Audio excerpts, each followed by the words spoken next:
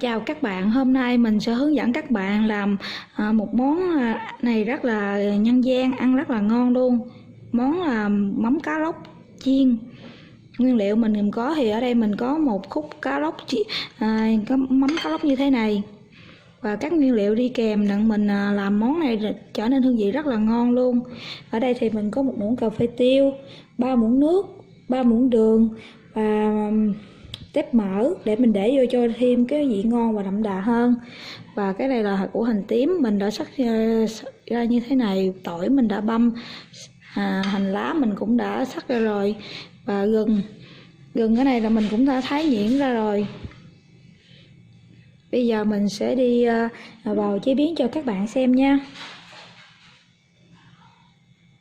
Giờ mình bắt một cái chảo lên, mình cho 3 muỗng dầu vào đây và mình sẽ cho cái này vô, mình sẽ khử cho nó thơm.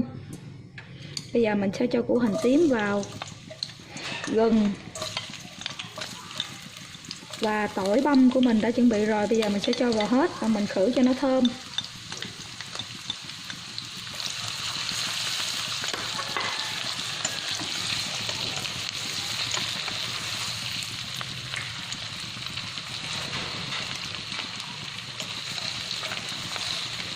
Có cái mùi rất là thơm luôn các bạn, mình khử cái gia vị đó, nó rất là thơm.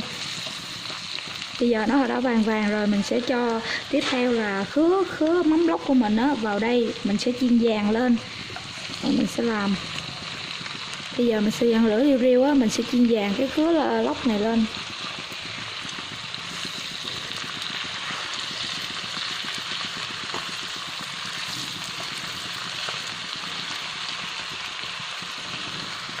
Mình chiên được chút xíu á, cái con cá lóc của mình á, mắm lóc này nè, nó đã vàng hai bên như thế này.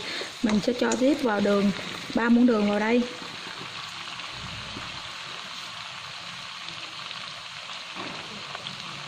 Các bạn cho 3 muỗng đường vào.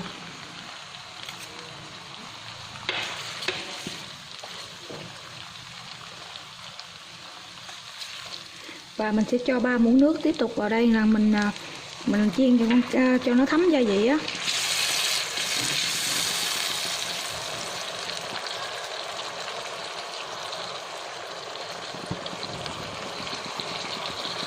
Tiếp tục mình cho nó đun chút xíu, nước nó bắt đầu nó đã keo lại như thế này nè.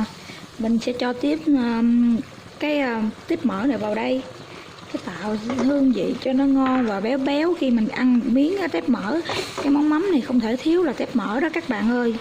Có tép mỡ rất là ngon. Và các bạn cho thêm mấy trái ớt vào đây.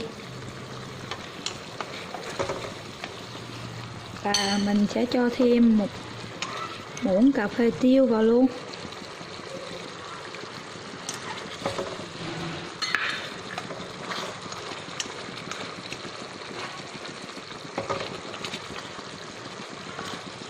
Đó, các bạn thấy không, cái món ăn mắm lóc chiên của mình rất là hấp dẫn luôn, ăn rất là hao cơm luôn. Mình quẹt một miếng rau luộc một cái là tuyệt vời. Tiếp theo cuối cùng thì mình sẽ cho một chút hành lá vào đây và mình chuẩn bị mình nhắc xuống.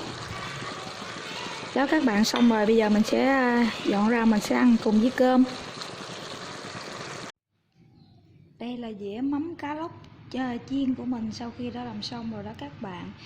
Trông rất là ngon. Khi mình ăn một miếng mắm á, rồi mình kèm thêm một miếng tép mỡ rất là ngon, và cay cay của mùi gừng và tiêu, ớt, ăn cho rất là ấm gia vị trong cái bụng, cái bao tử của mình á. Ăn rất là ngon khi mà mình thưởng thức với cơm nóng. Rau đồ những tép mỡ như thế này nó sẽ được béo béo, rất là ngon, tuyệt vời luôn. Cảm ơn các bạn đã xem video của mình món mắm cá lóc chiên. Hẹn các bạn lại video sau. Thân ái chào các bạn.